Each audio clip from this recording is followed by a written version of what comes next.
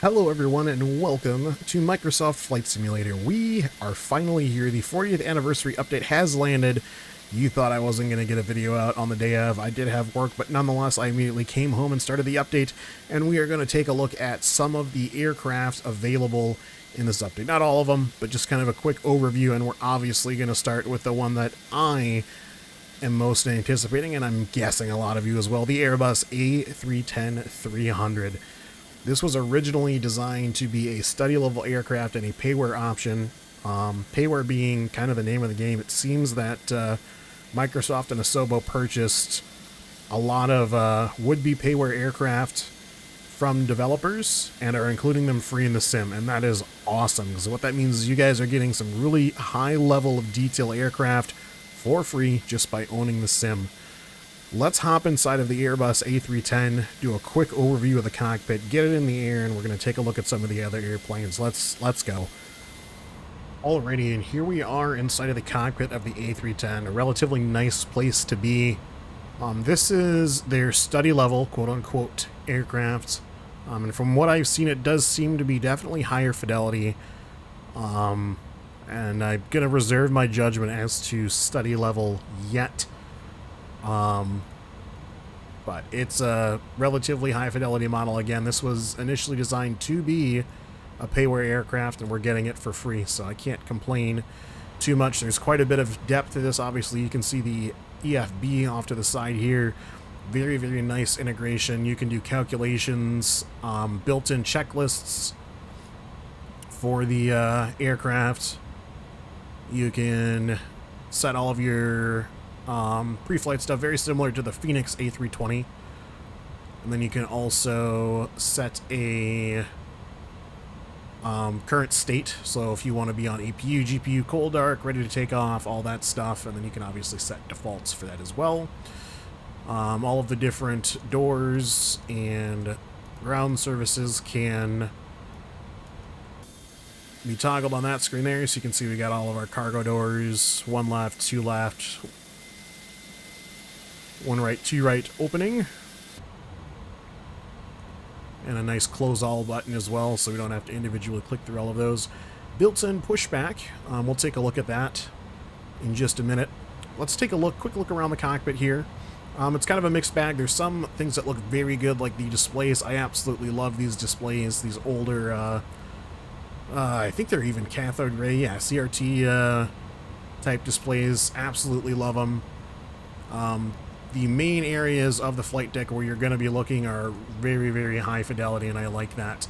There are some areas where it kind of does fall apart, so if you look down at the tiller here, that's a pretty rough texture, and there's some rough textures up top, but it's a free airplane. You're getting it for free. I can't really downplay them too much. The soundscape for the switches is great.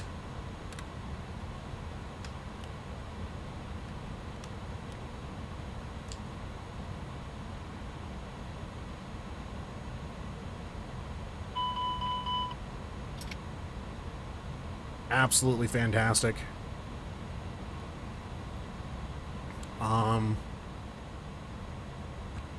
Especially for a freeware airplane, and because this is a built-in aircraft, we should actually get a working weather radar, which is fantastic. That's been one of my biggest gripes with all of the other very nice third-party aircraft, is that there is no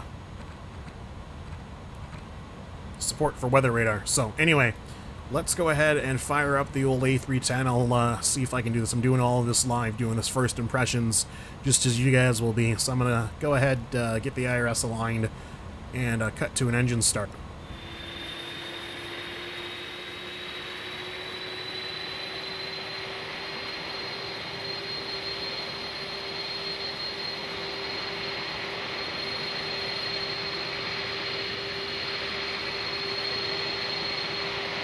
What a sound.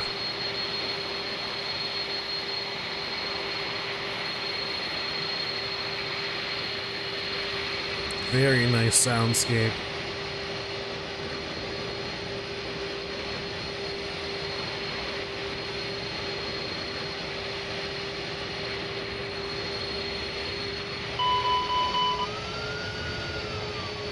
So I don't like... I need to calibrate my, need to calibrate my throttle axes. I don't like the fact that I can hear cockpit sounds outside, but I think that's a setting I can adjust. Let me go, calibrate my throttles real quick for this airplane, and then, we'll go flying. Alright, as we're rolling up to our active runway here at de Gaulle Airport, let's take a listen to the wipers.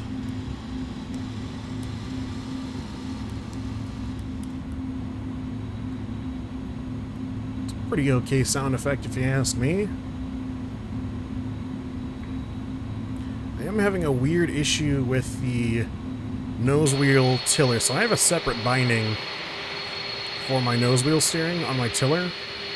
But it also seems to be taking into consideration my rudder pedals, which are obviously centered. So it keeps wanting to jerk the rudder pedals back to center, but that could just be a new setting that I need to change. We will endure in the meantime. Flaps are set.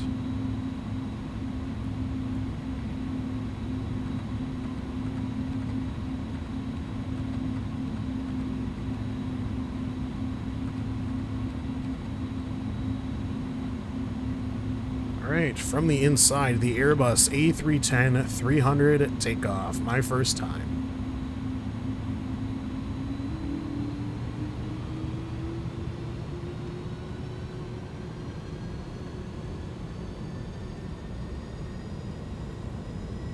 No idea about V-speeds. We're just gonna wing it, pun intended. Let's take a listen from the outside.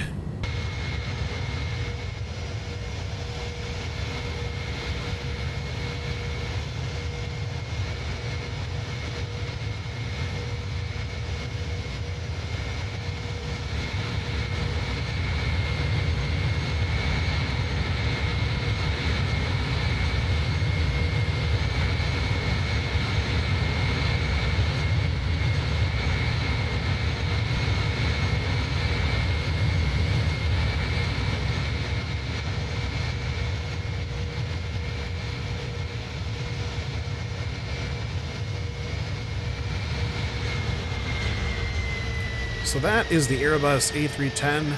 I will do individual, more in-depth videos on all of the airplanes, but I do want to get a comprehensive overview, and I wanted to start with the one I'm most excited for. Let's see what else we've got to check out in good old Flight Sim. Next up on our list is the Bell 407. This is a revisit on the classic Bell 206 Jet Ranger, a twin-rotor turbo shaft helicopter from the 80s, 70s, 80s, an older helicopter, but I remember seeing them growing up, and the 407 is a very similar platform, but better. Obviously, we've got quad rotors, I believe a more powerful engine, and overall, it just looks, I see just tons of little subtle differences. The transmission gear shaft here is all cowled, nicely cowled up, and that sort of thing. On the 206, it was very open.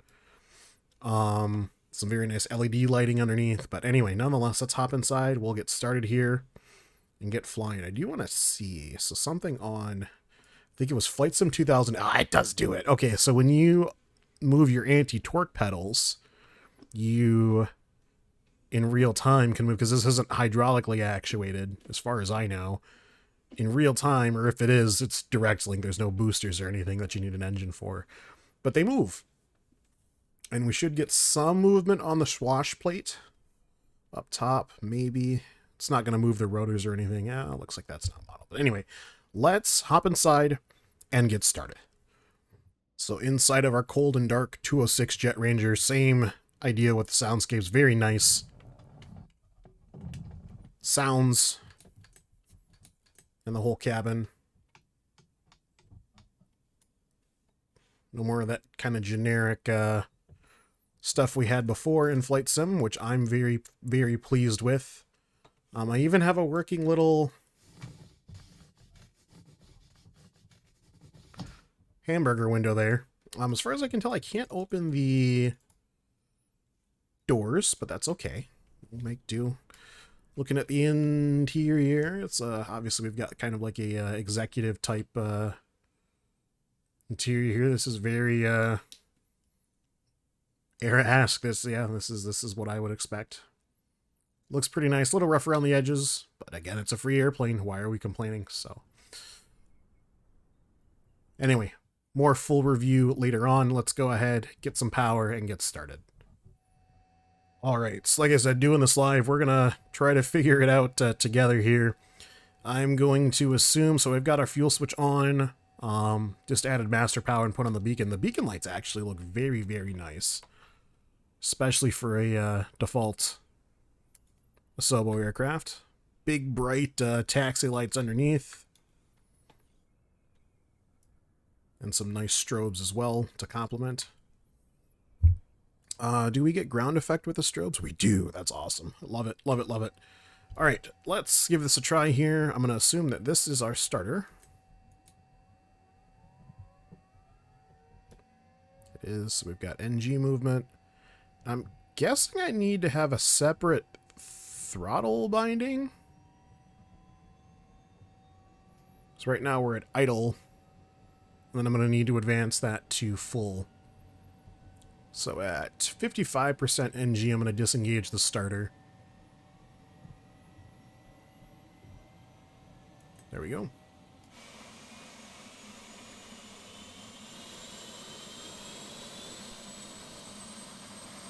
And this should put us in a low idle. And that's really nice there. It's one of the things with all of the, up until today, this released November 11th, there were no native helicopters. God, that sounds good, doesn't it? And what you would end up with in a lot of cases were really kind of, if I'm honest, crappy, generic looking rotor blade models. And this looks really nice.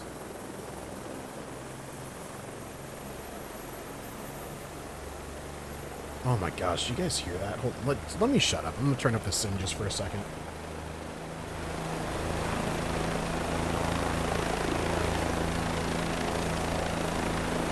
Tell me that doesn't sound amazing. That sounds so good. So good.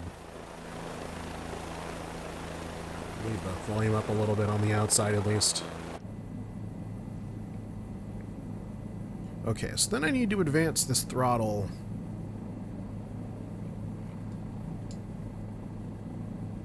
To... Oh. This is... Okay, this is going to be interesting. I might have to make a separate binding. So I'm going to actually, in the older helos, throttle management is not done automatically. So I do have a FADEC, obviously that's that switch there that I just clicked. But I still need to manage the engine speed to keep rotor RPM, which I don't even see my rotor RPM gauge. Oil, fuel, NG... torque. Maybe there isn't a low rotor. Maybe it's just a light. This percentage here is my engine speed.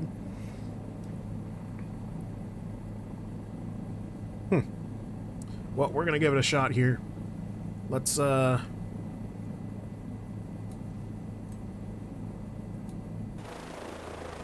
outside. Is there rear-facing landing lights? No, it doesn't look like it. Alright, from the inside. Let's attempt this takeoff.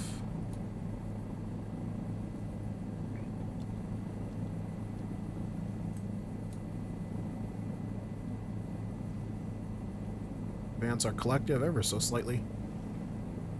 Getting in that anti-torque pedal, waiting for it. This is going to be my first time experiencing a native helicopter.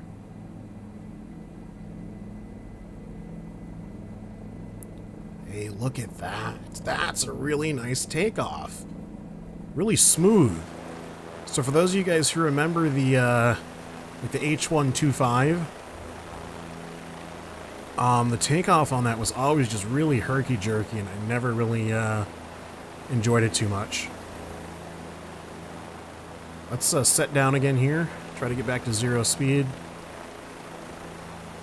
So we're sitting right in our Nice ground effect here, so we've got a lot of added performance out of the helo.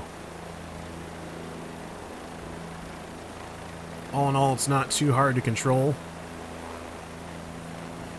Yo, that was pretty smooth. Let's do it from the inside here. Let's get a little bit of movement going.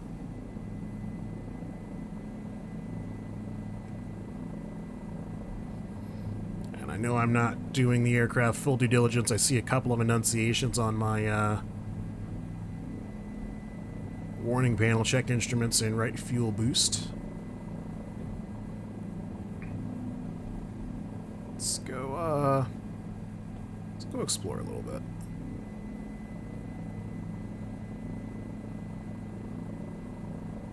Probably should turn on pitot heat, but we'll forego it for now. I mean, we're in a helicopter. If our pitot heat freezes, or a pitot tube freezes over, it's not the end of the world.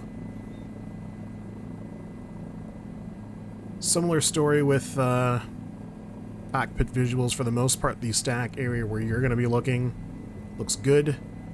Other areas do kind of fall apart.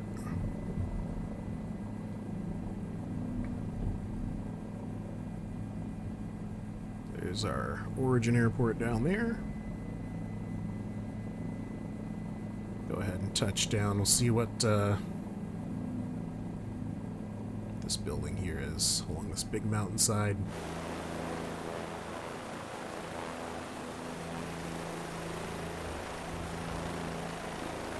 It is really nice having a native helo in the sim, because what that means for third-party developers is it's just opened up a huge world. I've yet to check to see... did I just get G-force effects? I don't know what that was. But it opens up a bunch of options for third-party devs, which is really exciting for me. Should be exciting for everyone as well.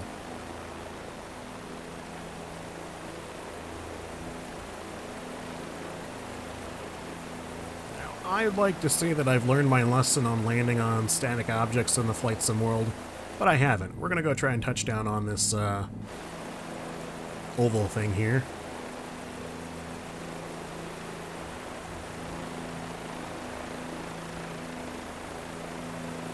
One thing that would be kind of cool to see would be a modeled rotor wash. Granted, I am over a snowy area right now. But I'd be happy even if I did just kind of get a dusty effect. It's like a gas station.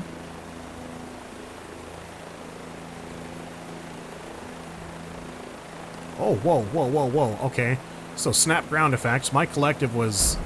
Okay, that's rough. Let's try that again. I flew into some phantom ground effect all of a sudden.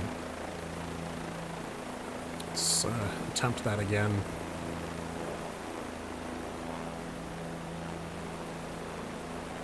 All in all, the controls, in my opinion, feel a little bit docile and forgiving, if you will. I think that helicopters, those of you who are actual rotary pilots, know that you're constantly moving either your cyclic, your collective, your anti-torque pedals to maintain your current attitude of heading. And with this, you kind of just set it and forget it, like that old commercial. Those of you who are now old understand what I'm talking about. Anyway, let's do a aggressive set down here. So we're going to bypass on the left-hand side. We'll come over what looks like a riverbed. Come hard to the right. Bring that collective in. That's cool. I've got a decrease in rotor RPM, it sounds like. And I should be in my... what's it called? It's basically when you get below a certain speed and you get stuck in your own rotor wash. I think that's what it was simulating. It wasn't done super well, if that is what it was simulating. I don't know if that's a add-on. It's also probably a good time to let you know I didn't read any release notes, like at all.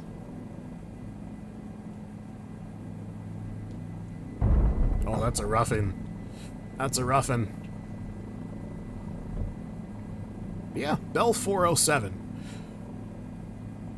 Very, very cool. Very glad to have helicopters in the sim. We'll touch down on the top of this roof, assuming it's a solid object, and then move on to the next aircraft available to us. Well, there's that phantom ground effect again. Really fighting it now. It's not a real building. It's not a real build. Is it a real building? I can't tell. It's kind of a real building. Alright, on to the next object. I do want to point out that light is really cool. I wonder if they took, do you guys remember the New Light mod? Lots of, oh, I'm full left cyclic right now. Okay, well, I never claimed to be a good helo pilot. Now you guys know it too. But it looks like they took some of the light fixturing, or like the cast effects from the New Light mod and put it into this. But anyway, we'll move on to something else. And here is another one that I am super stoked for, the Douglas DC-3. Those of you flight sim veterans will remember the old DC-3 from FS2004 and FS9. Super staple of an airplane. Well, here it is now in FS2020 in all of its glory. I've already got ideas in mind for DC-3s. We're going to get a Buffalo Airways livery and maybe some C-47 liveries, like that's all, brother. Anyway, I very, very happy to see this airplane. Again, similar story as with the A300. This airplane was originally being designed by a third-party studio. It was purchased by Microsoft and Asobo, and now we have it for free. I couldn't be happier. Let's take a look around inside. It's weird. So, I mean, I spent a lot of time in the virtual cockpit of the old DC-3, and it's the same thing, obviously, because it's the same airplane, just better looking. There are two options when you're selecting DC-3. So there's the option for the retrofit and classic. I'm assuming retrofit just adds, what is this, GNS 530? Or whatever the Microsoft version is. The MSNS 530. Okay. But it adds those to the center stack versus, I don't even know what goes in the old DC-3 in the center there. Is it more engine information, maybe? But, I mean, just look around. It's very, very nice. The little hammer I'm seeing and what I can and can't click on. I know in the third party, Boeing 247, you can actually open the top hatch, but we do have working side windows. They're either open or closed. There's no in between like we saw on the Bell 407. I can open these too. So just a lot of really cool integration stuff to add to your immersion. Again, sound great.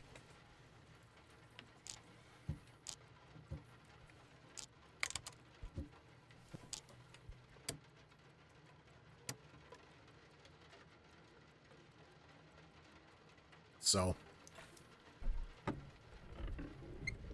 listen to the creaking. Can you guys can't hear that. Hold on. You turn it up.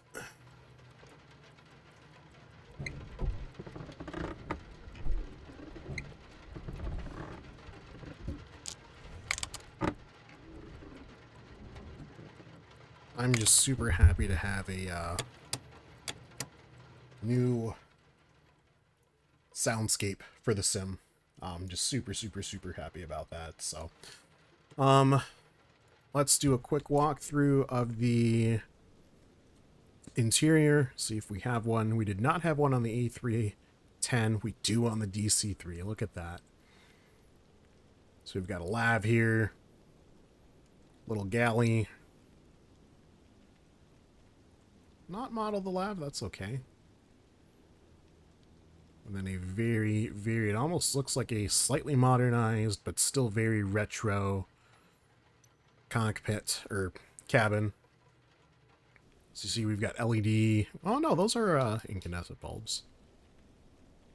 Still, very, very nice modeled cabin. And obviously through here is our flight deck. Very, very nice.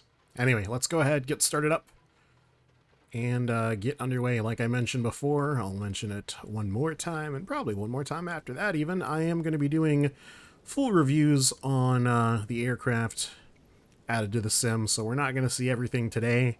Like I skipped over the Jenny. I think it's the... Is it made by Curtis? I don't remember who makes the Jenny, but... Anyway, so we skipped over some airplanes, but rest assured, we'll see all of them in due time.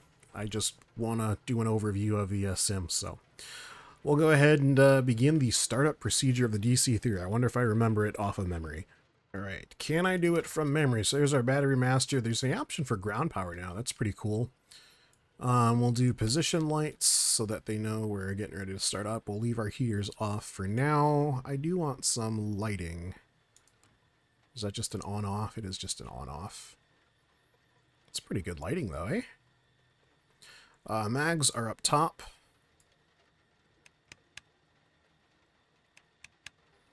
And we'll prime the left engine. We want full condition for the fuel there.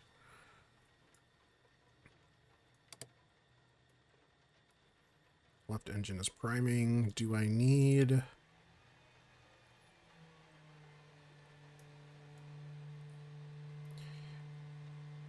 I don't think the DC-3 needs priming. What are these? Is that oil heaters? Be good if I had the labels on, eh? Whatever, we're gonna give it a try. Energize left. Energize left.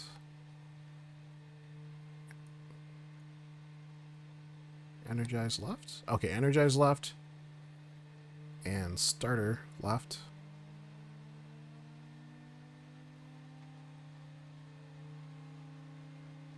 Why can't I move you?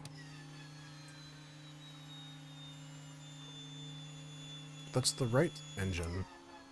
Oh, no, it's not. Is that started now? Yeah, it is. Why is there no sound? All right.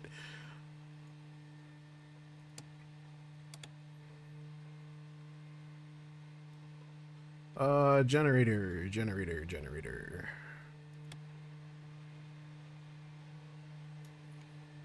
I know there are generators. I don't remember where they are. Are you under here? Are you generators? Oh. Oh. Well, that's probably not good.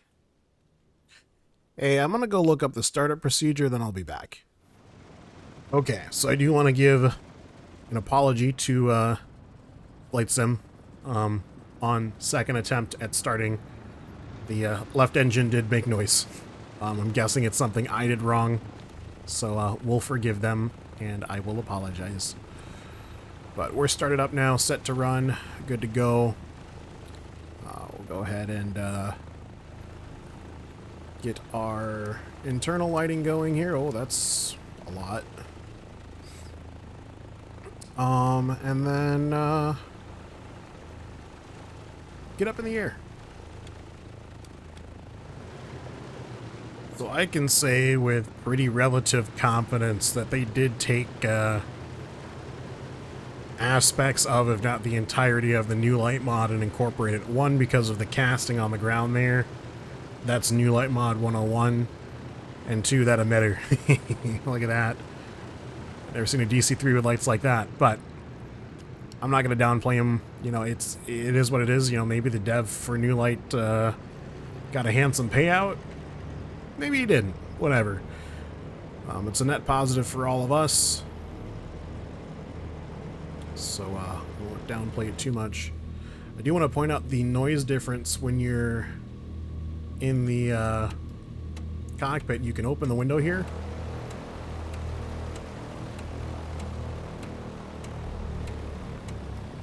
And close it. Very nice for immersion. I've got my windshield wipers ticking away. Still looks like there's no wipe effect. That would have been cool to have in the new sim, but beggars can't be choosers. It's free, so. Coming out, lining up on runway 6 at Valdez Airport in Alaska. I couldn't think of a more fitting place to trial a DC-3. We'll just smash through that sign real quick. Smash that one as well. Cut off some taxi lights here. Oh no. Okay, I guess we'll leave the taxi lights intact.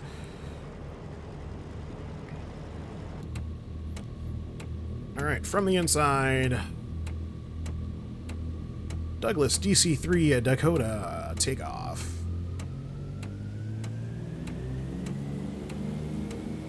Oh, guys, that sound.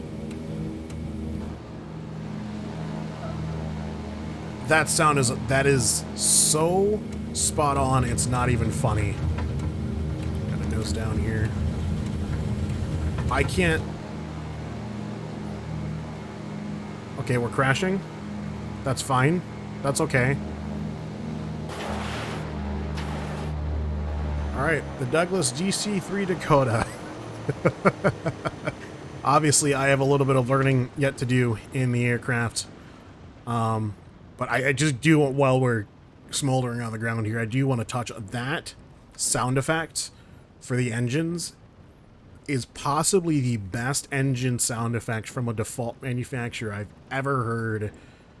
Default manufacturer from a Asobo or Microsoft. Probably the best engine sound I've heard so far. I have stood, you know, maybe 150, 200 feet from DC-3s taking off an AirVenture. Spot on. Spot on. I couldn't be happier.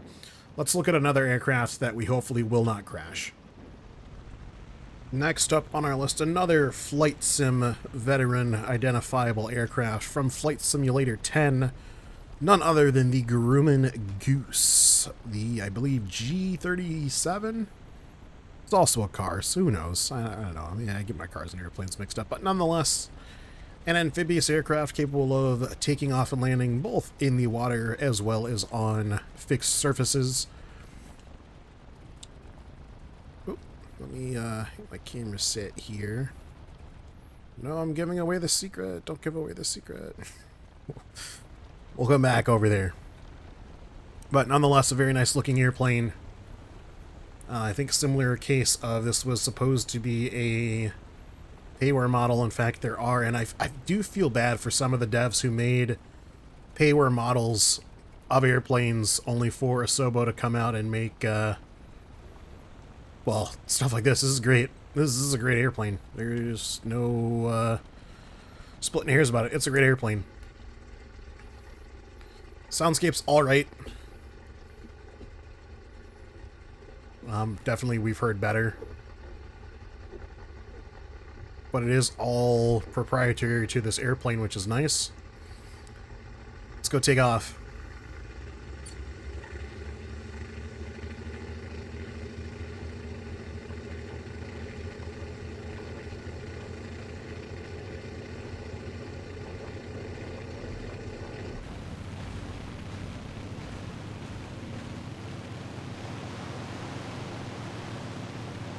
Take off into these houses, maybe? Tell you one thing Flight Sim still has not changed is the load-in. Gracious me, that's not healthy. Alright, we're gonna come out right here.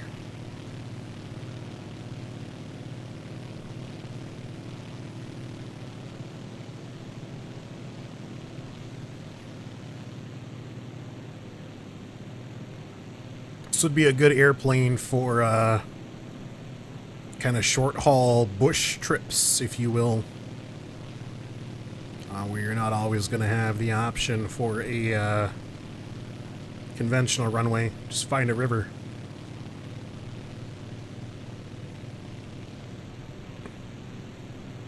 I have heard Grumman Geese fly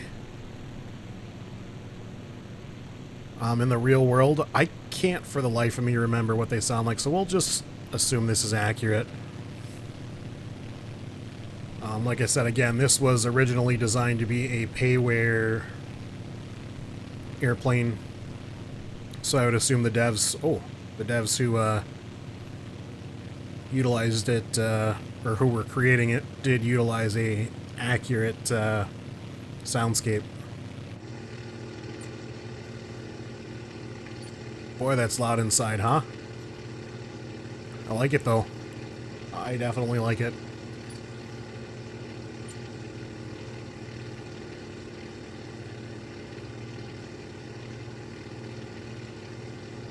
Oh, Flight Sim doesn't like it, though. What a shock, we're frozen! Oh, everything froze. My, Corsair froze. I think my computer's having an aneurysm. I'll be back. Actually, might have been OBS that caused the issue. As soon as I stopped the recording, everything unlocked. I like the heat blur from where I'm assuming the exhaust would be. It looks a little bit too pronounced. You know, remember, obviously, there's a giant radial prop. What is that, Flight Sim? What is that? It's just a cave. An inverted texture cave, complete with rebar. I thought this was a cliff face.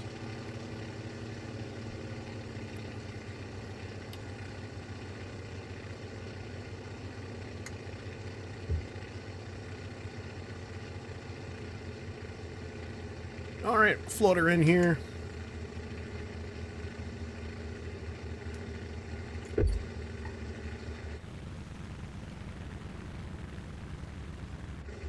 Get a touchdown effect from the inside.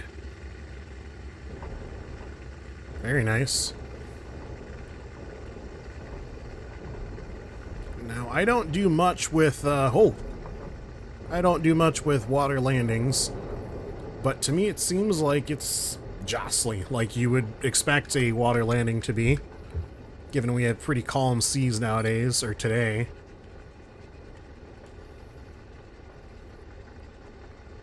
Yeah, that's a quick look at the Grumman Goose. Very, very cool, smallish, medium-sized amphibious airplane. Maybe we'll take a look at a slightly bigger amphibious airplane next. You didn't think I was gonna skip this one, did ya? No, of course not. It's a novelty airplane that I probably won't fly a whole lot, but it's a very, very significant airplane in the history of aviation. The Hughes H4, more commonly known as the Spruce Goose, and actually made out of birch. This behemoth of an airplane has 8 engines, AN225 Who. Now it's actually smaller than a lot of airplanes, but it has 8 engines nonetheless. I've not seen this airplane in real life. There's only, as far as I know, there's only one that was ever fully made, and that one only ever flew once, and then it was put in a museum. This was groundbreaking technology at the time. Anyway, we're gonna do a quick overview on it, get it up in the air, maybe, and I think we'll call it there. There are a few airplanes that we missed, but we will get to those in due time. They even modeled the full flight deck. So the Hughes, it's a very open air design. I've seen walk around videos on it. It's a very open air cabin design. The bottom floor is all cargo, and then you have this flight deck up here. Look at the little hat on the... This is so nice. This is so nice, even though we're bobbing around in the water right now, but this is so cool. Look at that. Again, first impressions for me, so I'm seeing all of this at the same time as you guys. Looks like we do not have a modeled interior. Who cares? This is so cool. Look at the detail on those loop antennas. The weathering is nice. This airplane is currently hangared indoors, so it wouldn't have too much weathering on it. I like the overwing exhaust streaking. Very nice modeling on the engines, but again, we'll do a full review on this and all of the other airplanes available in the sim later. Let's get it started up, which might take a while with 8 engines, and get underway here. Now, in most cases, I'm okay, I'd say above average at understanding and interpreting flare selectors. Yes. Why can't I turn those on? Oh, come on, dude. Anyway, um... normally I'm pretty good at, figuring out airplanes. This is an exception. I have no idea what a lot of this does. There is a full checklist. Side curtains, left side, right. What? So I've got curtains? Stop. Anyway, I don't know what's going on here. I don't even know what that does. That rolls this gigantic window down. Okay. I see that the engines, even though we have 8 of them, are divided just into 4 quadrants, so I don't know if those work in tandem with each other. I'm really not sure, but let's go ahead and try to get pointed in somewhat of a correct direction here. And we're going to use all of Puget Sound probably getting this thing in the air. And here we go. Adding in power.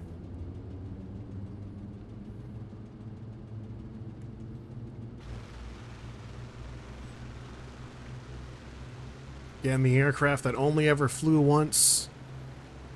We can make it fly virtually as many times as we want. The Hughes HM4 Spruce Goose made of birch, taking to the skies again over the state of Washington.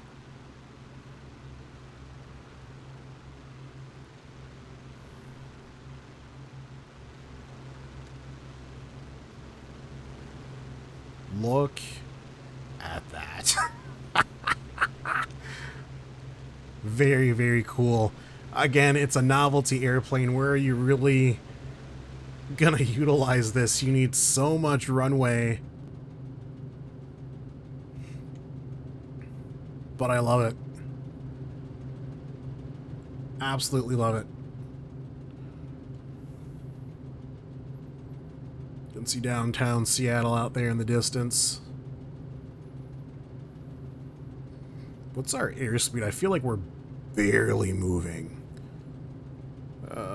Feet, actually, airspeed. Oh! 125-ish knots in a shallow dive.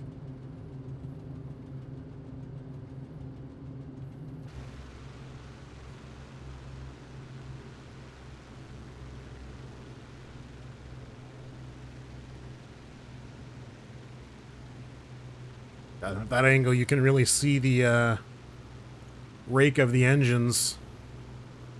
How they're kind of offset with each other. Oh, that's loud.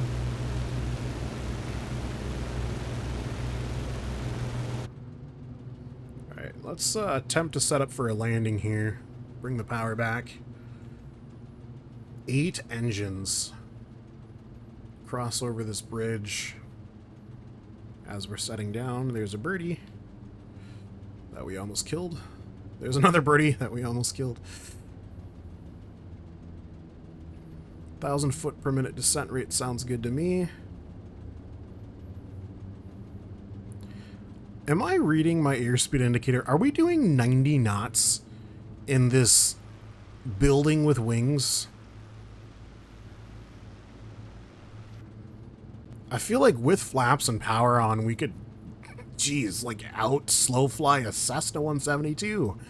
That's crazy. This huge thing doing 90 knots. Again, assuming I'm reading my airspeed indicator correctly. Now, granted, we are in a shallow dive.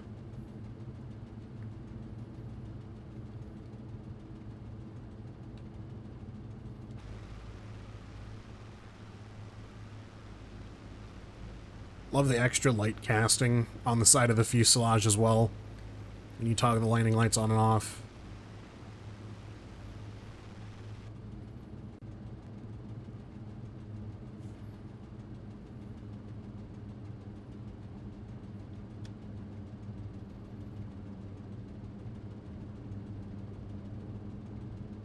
Yeah, so I'm interested in how, obviously with 8 engines, we only have the 4 gauges. Oh, I see.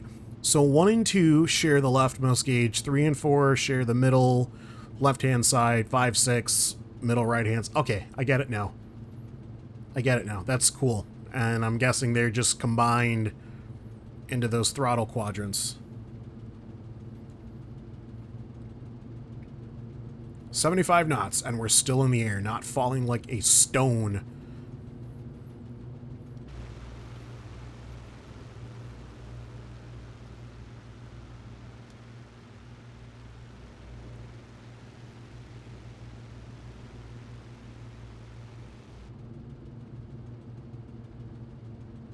We'll start slowing down here. Flaps are at full. We'll arrest our descent rate a little bit, down to 500 feet.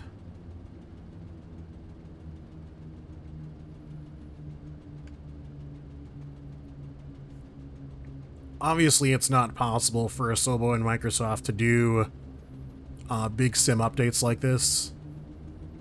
Oh, I'm stalling. A little more speed on. We are doing like 62 knots right now, so I can't really complain too much. We'll just settle her into the ground, or into the water, I should say. Down you go. Look at that! And having that much surface area over water, it obviously pulls up pretty quick, so... Anyway, the Hughes HM4, one of the many aircraft available in the new 40th anniversary update. Aircraft we didn't look at today, but we will get to, I promise. The JN4 Jenny by Curtis, we already talked about that. The DG Aviation DG1001E Neo and the LS A310, both gliders. The Cabri G2, a very small personal helicopter. The famous Ryan NYP, more commonly known to you and I, is the Spirit of St. Louis. The de Havilland Beaver, option in both conventional landing gear as well as floats. And last but obviously not least, one of the most innovative creations into the birthplace of flight, actually, the Wright Flyer. So we'll take a look at those at another point in time. But these are the highlight aircraft for my version of the sim. What are your favorites? And how are you enjoying the 40th anniversary update? I know I'm definitely going to like it more once I have some time to play it outside of making videos. And I think I'm going to go do that. I'm going to edit this video, throw it up on the channel, and just, I don't know, go explore. Check out some of the new added scenery that they recently released in some of the new airplanes that they've recently released. So that's going to do it for this video, you guys. Thank you very much for watching. I will see you in the next video. And as always, take it easy.